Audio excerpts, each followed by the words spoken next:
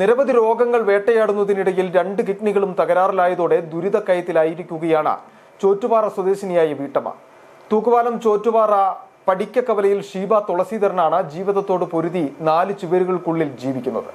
ആഴ്ചയിൽ 3 ഡയാലിസിസ് ചെയ്യണമെന്ന ഡോക്ടർമാരുടെ നിർദ്ദേശം പോലും പണമില്ലാത്തതിന്റെ പേരിൽ പാലിക്കുവാൻ കഴിയാത്ത സ്ഥിതിയിലാണ് ഈ കുടുംബം. ഇത് ഷീബ തുളസീധരൻ. ഈ കിടക്കയിൽ ഈ കിടപ്പ് തുടങ്ങിയിട്ട് മാസങ്ങളായി. പ്രാഥമിക കർത്തവ്യങ്ങൾ നിർവഹിക്കുന്നതിന് പോലും പരസഹായമില്ലാതെ കഴിയില്ല. നിരവധി രോഗങ്ങൾ വേട്ടയാടുന്നതിനിടയിലാണ് മാസങ്ങൾക്ക് മുമ്പ് നടത്തിയ പരിശോധനയിൽ കിഡ്നി 2 തകരാറിലാണെന്ന വിവരം അറിയുന്നത്. കൂലിവേലക്കാരനായ തുളസീധരനും വിദ്യാർത്ഥിയായ മകനും താങ്ങാവുന്നതിനും അപ്പുറമാണ് നിലവിലെ ചികിത്സാ ചെലവ്. ആഴ്ചയിൽ 3 ഡയാലിസിസ് ചെയ്യണം.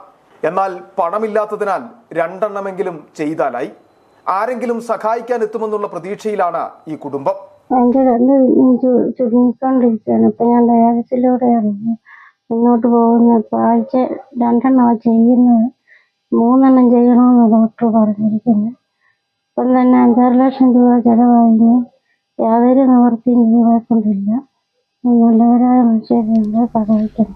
പ്രദേശവാസികളും ഗ്രാമപഞ്ചായത്ത് അധികൃതരും തങ്ങളാൽ ആവുന്ന സഹായം എത്തിച്ചു നൽകിയെങ്കിലും ഇത് പര്യാപ്തമല്ല. അടിയന്തരമായി സുമനസുകൾ സഹായിക്കണമെന്നാണ് ഗ്രാമപഞ്ചായത്ത് അംഗമായ ശ്യാമള മധുസൂദനനും അപേക്ഷിക്കുവാനുള്ളത്.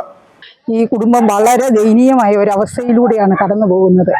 ഇത് കണ്ടിട്ട് ഇവരെ സഹായിക്കാൻ ആരെങ്കിലും ഒക്കെ മുന്നോട്ട് വന്നില്ലെങ്കിൽ ഇവരുടെ ജീവിതാവസ്ഥ ഇനിയും വളരെ ഒരു ദയനീയമായ അവസ്ഥയിലേക്ക് പോകും.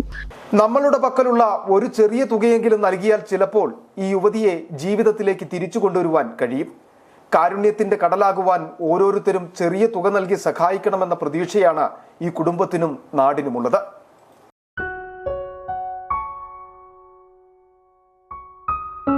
City vision Nedumkandam.